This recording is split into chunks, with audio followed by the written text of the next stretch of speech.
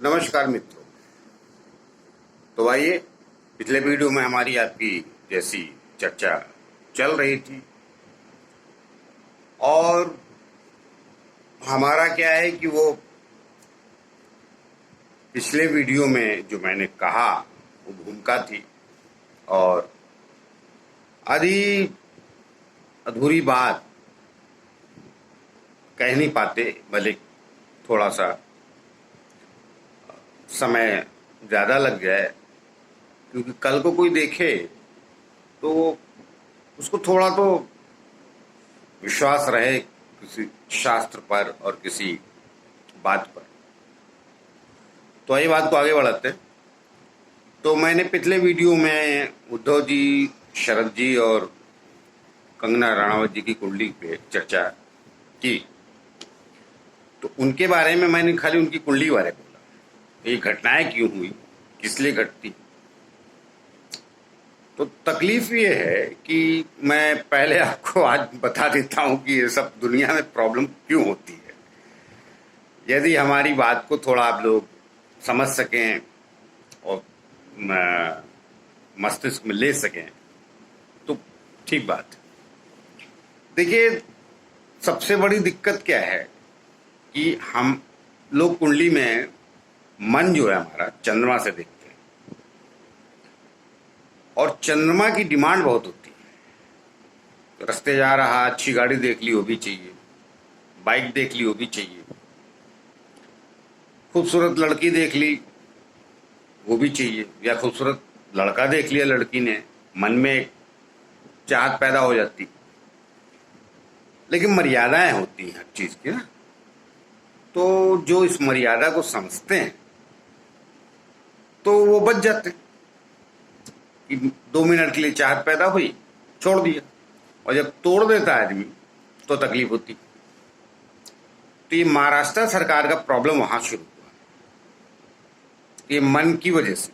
और मन जब राहु से पीड़ित हो जाए, शनि से पीड़ित हो तो उदासीन बना देता है, पाप की ओर आकर्षित नहीं करता है। और पाप ऐसा कुछ होता नहीं है, पाप के अनेक विषय। तो ये महाराष्ट्र गवर्नमेंट जब बनी तो इन्होंने एक्चुअली सबने मिल के पाप किया। और उसमें अब पाप कह रहा हूं तो बुरा लग जाएगा लोगों को, लेकिन सच तो यही है, उनकी अंतरात्मा भी जानती है।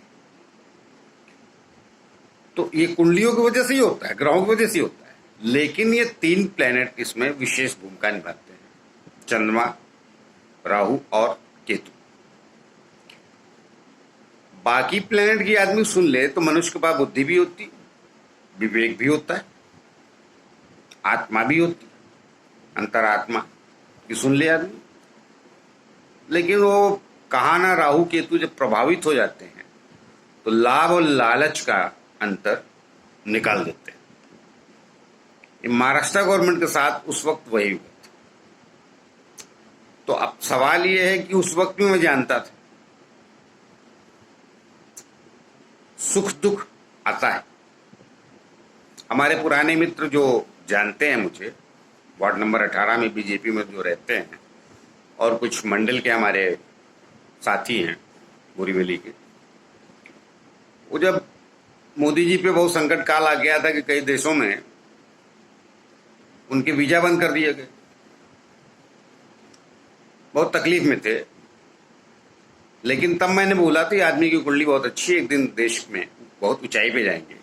और मेरे मुंह से निकल भी गया था कि एक दिन राजा बनेंगे। और ये बात है शायद 2006 या 7 की, तब चर्चा भी नहीं थी। तो कुंडलियां वैसी विशेष होती और मनुष्य का व्यक्तित्व भी वैसा विशेष होता है। तो इसलिए तकलीफ वहां है कि वो अभी क्या कहो, इस मामले में बहुत बुद्धिमान थे बाला साहब ठाकरे। तो वो कभी चीफ मिनिस्टर बने नहीं, क्योंकि किसी संवैधानिक पद पे सरकार बना लेते, खुद आ जाते तो बोलने की आज़ादी चली जाती। तो अब आइए, वो लंबी बात हो जाएगी, तो मैं यहाँ आता हूँ जो असली कहानी घटी की। अब देखिए, उद्धव जी की कुंडली के मैं पूरा विवेचन नहीं करूंगा, मतलब सारी बात उनकी कुंडली की नहीं बताऊंगा, वर्तमान में घटा की और ये सब एक साथ शामिल कैसे हुए। तो मैंने पिछले भी वीडियो में बोला था, उद्धव जी बेसिकली बड़े समझदार व्यक्ति हैं, लेकिन कहा ना, राहु केतु फंसा देते हैं। तो राहु और केतु कुछ होते नहीं, वो जो व्यक्ति आपके साथ मिलते हैं वो तो आते नहीं, और ना गुरु आता है ना चंद्रमा वहां से आ जाता है घर छोड़। ये जो व्यक्ति आपके साथ इर्द गिर्द घूमते हैं, दोस्त हैं, मित्र हैं, सलाहकार हैं, ये उनके रूप में आते हैं और कई बार आप उनकी बात मान लेते हैं। तो उद्धव जी की जो कुंडली है वो कन्या लगन की है। पूरी कुंडली की बात नहीं करूंगा वरना मामला गड़बड़ हो जाएगा, लंबा विस्तार हो जाएगा।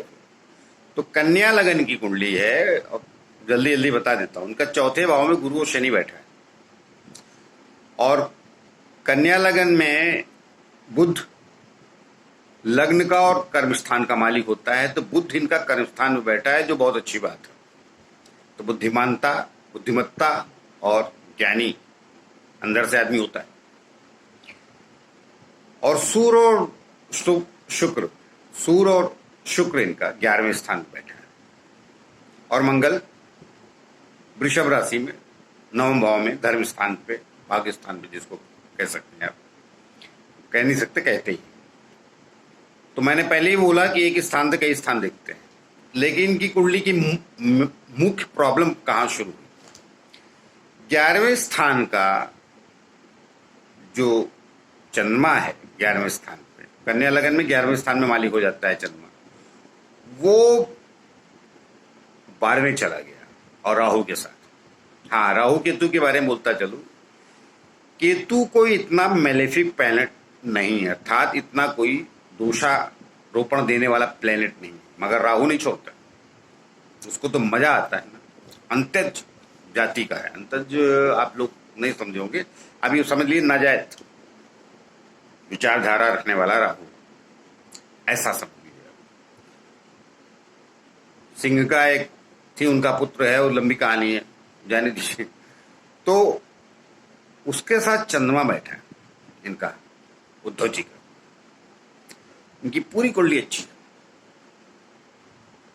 मगर ये जो राहु है 12वां, ये अच्छा नहीं होता। मैं बताता चलूं, 3रा और 11वां राहु सदैव अच्छा, और 12वां राहु सदैव बुरा।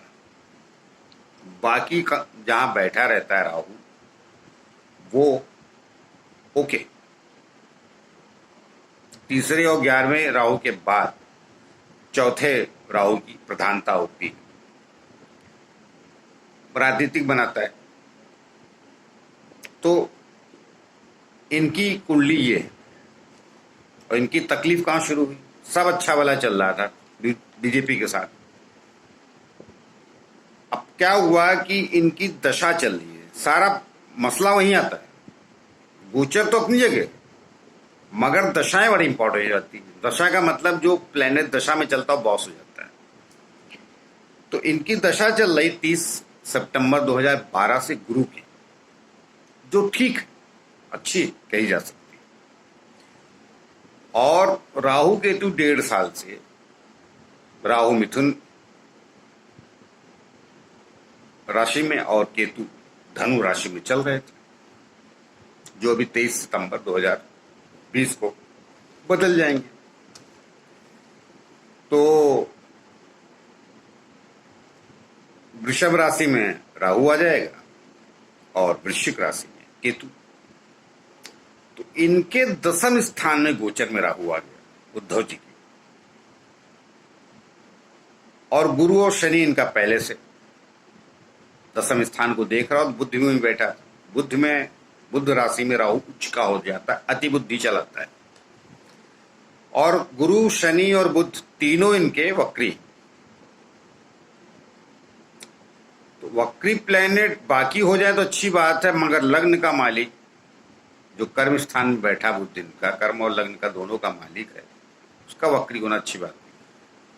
यहां सब भी ठीक है। आइए फटाफट आपको वर्तमान की समस्या समझाते हैं। तो साल भर में देखिए प्लेनेट क्या करते हैं। तो ये बीजेपी के साथ चुनाव लड़े, सब अच्छा चल रहा था। अब पिछले साल मेरा ख्याल है कि 18 अक्टूबर या 20 अक्टूबर के आसपास गुरु बदला, तो सारी खुराफात वहां से शुरू। अब पिछले साल मतलब 2019 में 18-20 को गुरु चेंज हुआ था। अब डेट एग्जैक्टली याद नहीं, अक्टूबर में चेंज हुआ था लास्ट। खुराफात वहां शुरू। इनकी अंतरदशा 6 सितंबर 2019 से केतु की चल रही थी गुरु में। और राहु और केतु पहले से इनके चौथे और दसम भाव में बैठे थे। चौथे भाव में केतु बैठा अपनी ये धनु राशि में, गुरु पहले से वहीं। वर्तमान एक्चुअल कुंडली में इनका छठे बैठा हुआ केतु और 12वां राहु। तो केतु ने कमाल नहीं की, राहु देख रहा था, वो उनको फंसाना चाहता था, सो फंसा दी। तो एक पिक्चर में, और ये क्या होता है, ये तिकड़म से बना हिसाब। और कब हुआ? 15-20 अक्टूबर के बाद इनके सब सलाहकारों उनको सलाह दी कि सरकार अपनी बनानी चाहिए। तो अब ये 30 सितंबर 2019 को आया केतु इनके अंतरदशा में गुरु के, और चला कब तक? 12 अगस्त 2020 तक। उसके बाद शुक्र आ गया। शुक्र इनका 11वें में बैठा है। 11वां प्लेनेट अच्छा होता है, लेकिन गुरु से छठे तो शत्रु बढ़ गए, और गुरु अस्त, शुक्र अस्त है इनका। तो आने वाले समय में इनकी दिक्कतें और बढ़ती जाएंगी। क्यों? कहा ना, मैनिपुलेशन, टिकड़म सूट करता नहीं, और सलाहकार के अच्छे नहीं। तो आइए अभी शरद जी की बात कर लेते हैं। शरद जी के साथ में है, शरद जी की कुंडली वृश्चिक लगन की, इनका 11वां राहु। शरद जी को सारी जिंदगी राहु बचाता रहा। तीसरा और 11वां राहु में साक्षा धीरू भाई मानी का भी था। चालाकी करता है आदमी, गलतियां भी करता है, मगर ये लास्ट में सेव कर लेता है। इन्होंने इनको सपोर्ट कर दिया। इनकी बुध की दशा चल रही है 2018 से 12 अगस्त 2018 से। इनका केतु आने वाला है जनवरी में। किसका? शरद जी का। तो आइए उस बात में मैं बाद में आता हूं, पहले कंगना को भी देख लेते हैं। अब देखिए राहु केतु का गेम क्या। कंगना की कुंडली जो है वो मीन लगन की, उसके लग्न में ही राहु बैठा है, और सूर्य और गुरु, इन तीनों की कुंडली में लास्ट में विवेचना कर दूंगा पूरी। अभी मैं वर्तमान में 1 साल में क्या घटा वो बता रहा हूं। और इसका भी इसका समय अच्छा चल रहा है कंगना का। ये बोलता चलूं 2013 से इसका समय अच्छा है। अभी 23 तक ठीक है, उसके बाद भी 7 साल अच्छा, मतलब 30 तक अच्छा टाइम इसका कंगना का। और बड़ी जिद्दी और अलग विषय, वो बाद में आऊंगा। अब तकलीफ कहाँ आई? इसका भी चंद्रमा में केतु 13/6/20 को, मतलब 13 जून 2020 को इसका भी केतु आ गया। अब इन तीनों की कुंडलियों सबसे अच्छा राहु बैठा किसका? शरद जी का, वो शांत।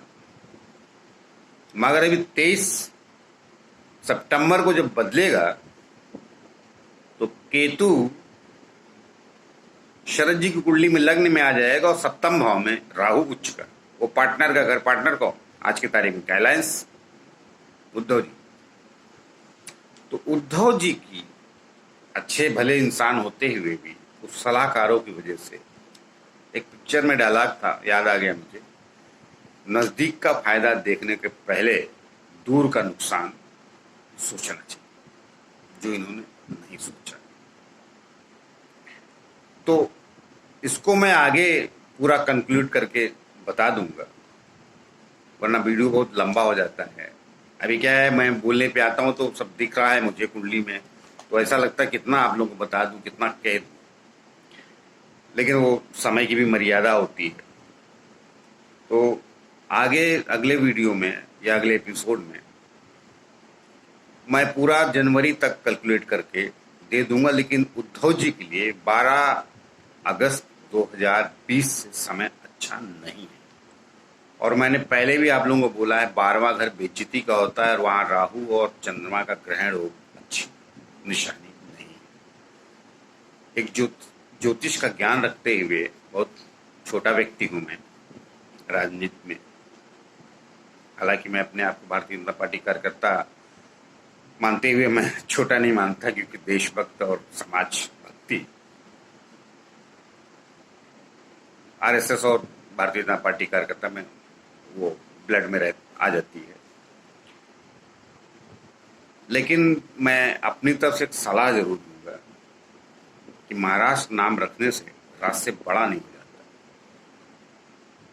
और कंगना की जो कुंडली है वो मैं बता देता हूँ, स्वाभिमानी है, अभिमानी है, ये तो आप लोग डिसाइड कर लीजिए, मगर वो पीछे जाएगी, सर्वस्व उसका लुट जाएगा, मगर वो हटेगी नहीं। ये कुंडली बताती, मैं बाद में विवेचना करूँ पूरी कुंडली। तो उद्धव जी को समझदारी दिखानी चाहिए, मैं इतनी ही प्रार्थना उनसे कर सकता हूँ, क्योंकि वो महाराष्ट्र के वर्तमान में मुखिया तो। मैंने पहले ही बोला, मेरा सेंसेशन फैलाना, सनसनी फैलाना काम नहीं, लेकिन जो मैं कह रहा हूँ वो सच। समय उनका ठीक नहीं है, बहुत बेइज्जती का समय है। और मैंने पिछले भी वीडियो में आगाह किया था, शायद एक शेर कह के, कश्ती वहां डूबी जहां पानी कम था। तो ये इनके विवेचन सोच का समय है, एग्रेशन का समय, आक्रामकता का समय नहीं। आइए इसी को अगली वीडियो में कंक्लूड करूंगा मैं पूरी बातें, और कब कौन कहां से हिलेगा मैं अगले वीडियो में आपको बता दूंगा। नमस्कार।